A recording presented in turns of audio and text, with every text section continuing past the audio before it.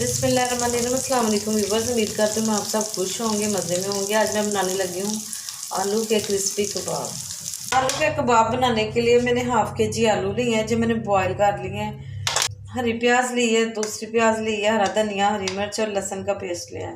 Half teaspoon नमक, half teaspoon red chilli, half teaspoon crush chilli, अनारदाना, half teaspoon पिसा हुआ धनिया और पिसा हुआ अनारदाना, हाफ़ टी स्पून हल्दी, हाफ़ टी स्पून चिकन।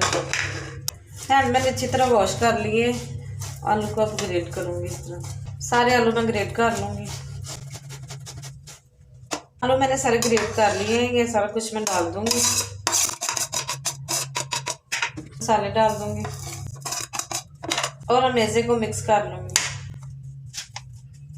2 चम्मच चावल का आटा डाल दूँगी और इसे अच्छी तरह मिक्स कर लूँगी। अमेज़ा मिक्स हो गया, मैं इसके बॉल बना के रख लूँगी। सारे अमेज़े के मैं एक साइज़ के बॉल बना के रख लूँगी।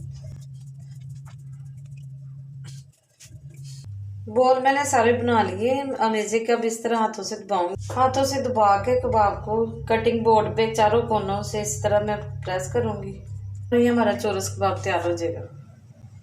सारे मैं इस तरह कर लूँगी। कबाब सारे मैंने बना के रख लिए। अब इन्हें मैं फ्राई करती हूँ। पैन मैंने चूल्हे पे रख दिया है। आधा कप मैं ऑयल डाल दूँगी और ऑयल को गर्म होने दूँगी। ऑयल गर्म हो चुका है। कबाब मैंने एक लिया है, उसको ब्रेड क्रम्ब लगा लूँगी और पैन में डाल दूँगी।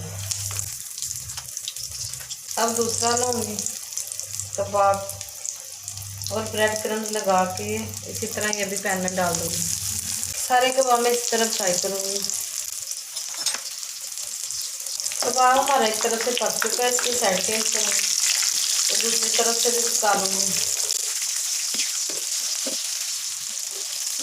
दोनों तरफ से पका लूँगी। कबाब हमारे दोनों तरफ से पक चुके हैं, गोल्डन कलर आ गया। जैसे मैं निकाल लूँगी